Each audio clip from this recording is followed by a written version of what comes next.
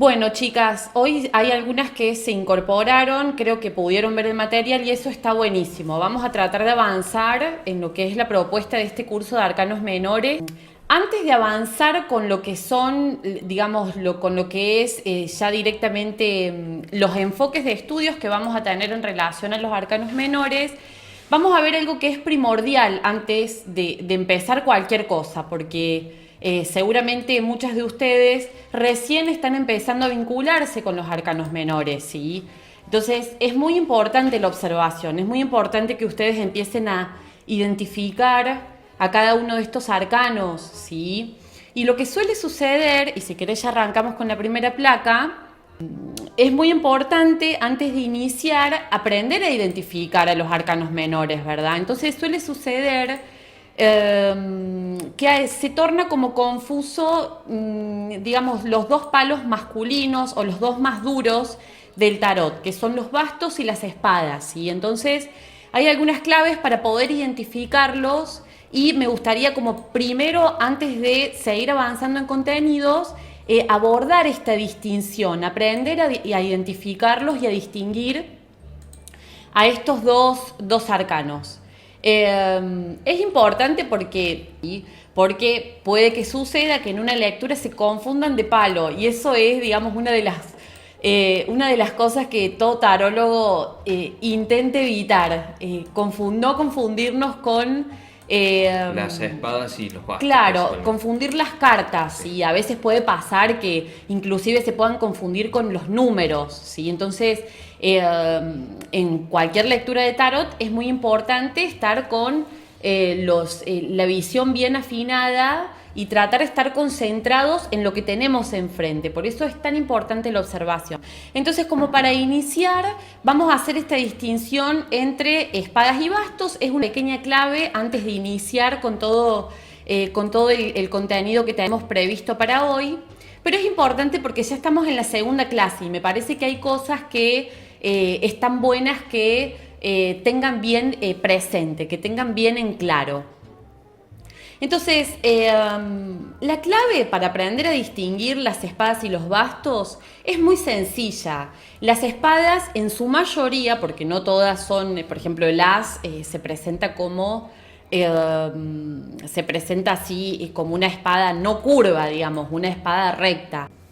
Entonces, les decía que es importante esta distinción, ¿sí? Hay una pequeña clave en relación a las espadas y los bastos, y es que las espadas son curvas y están organizadas en óvalos.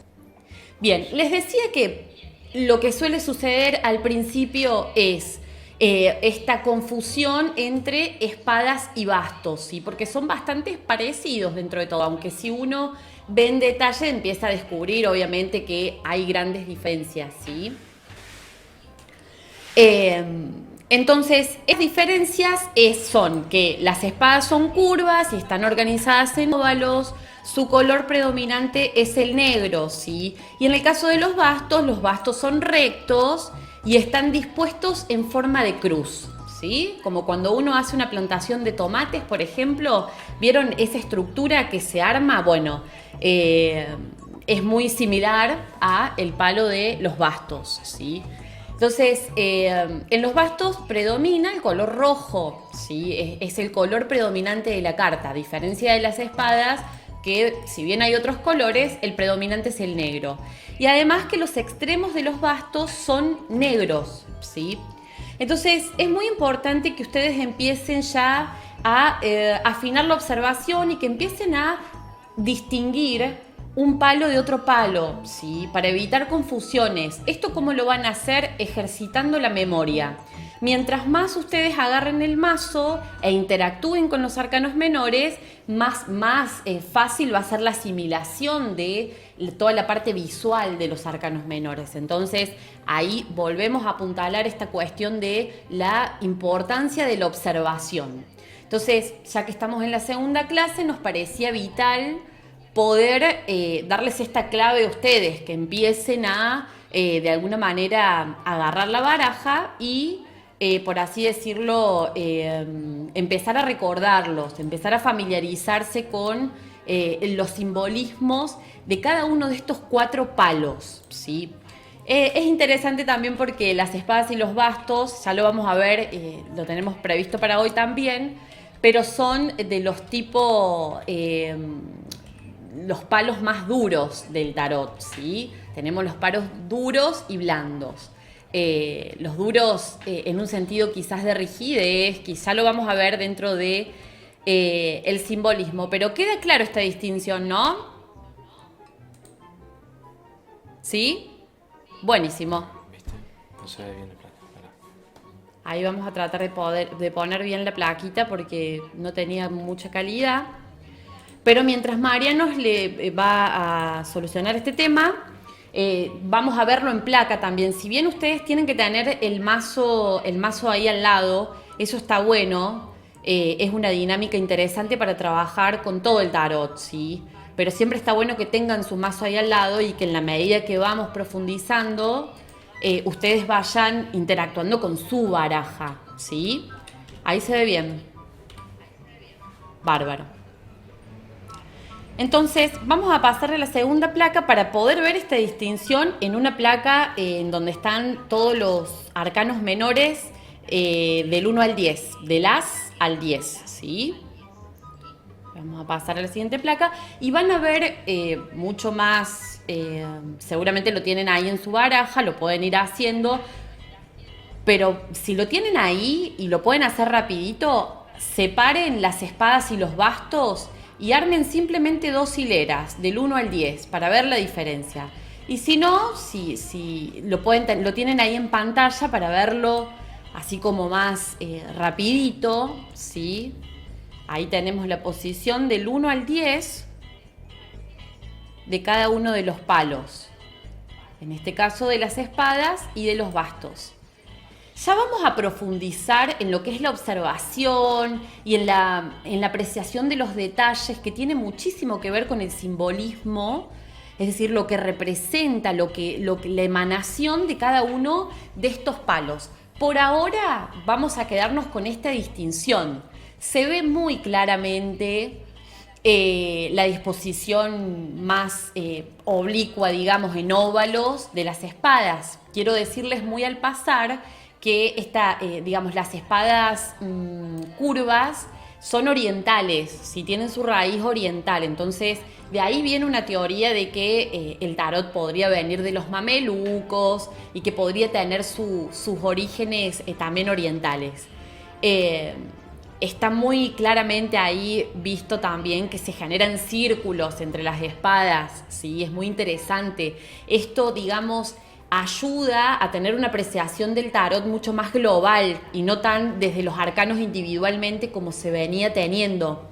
Ahora sí entendemos de que el tarot contiene una estructura que es perfecta, ¿sí?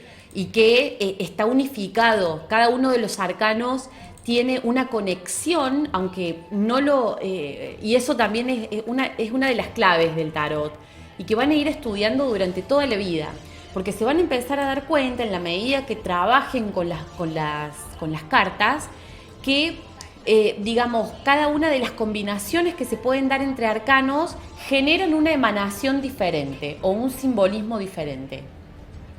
En el caso de las espadas, vemos cómo se generan estos círculos y estos pequeños círculos que está buenísimo apreciar.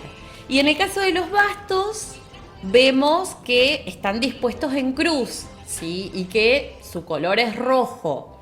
Acá ya de entrada podemos empezar a apreciar esta especie de como de evolución que se da desde el primero el símbolo entero que ocupa la mitad de la carta completa, perdón.